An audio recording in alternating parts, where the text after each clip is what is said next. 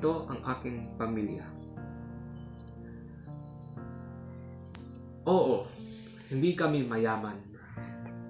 At alam kong kita iyon sa bahay naming simple, sa damit na hindi branded, sa bakasyon na hindi ingrande. Pero, bago mo kami husgahan, pakinggan mo muna ako.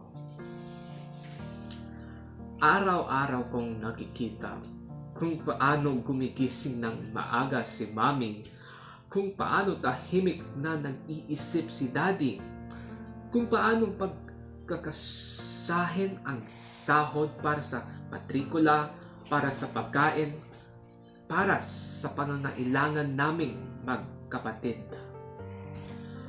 Di ko alam kung paano nila nagagawa, pero nagagawa nila para sa amin.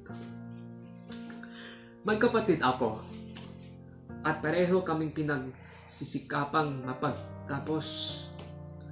Pareho kaming tinuturuan, pareho kaming pinaparamdam na mahalaga kami.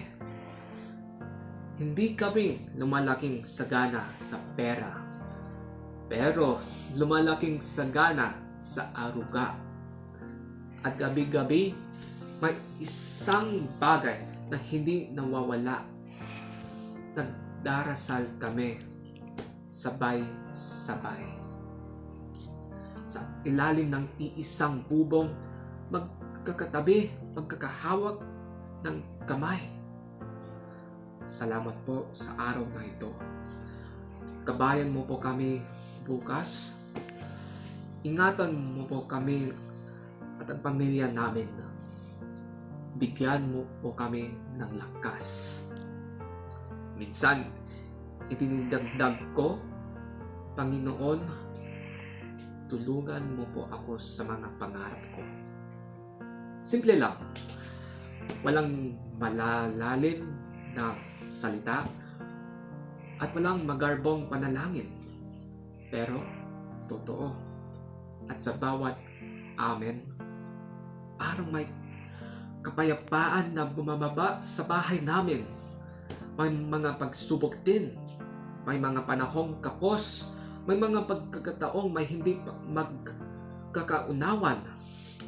May mga luhang tahimik na pinupunasan. Pero hindi kami gumuho. Dahil ang tahanan namin ay hindi itinayo sa pera. Itinayo ito sa pananampalataya. Si Jesus ang pundasyon. Kapag mahina kami, siya ang lakas. Kapag nag-aalala kami, siya ang kapayapaan. Kapag tila madilim ang bukas, siya ang ilaw. Kaya, oo, hindi kami mayaman. Wala kaming milyon. Wala kaming mamahaling ari-arian. Pero may Diyos kami. May pamilya akong sumasalo sa akin.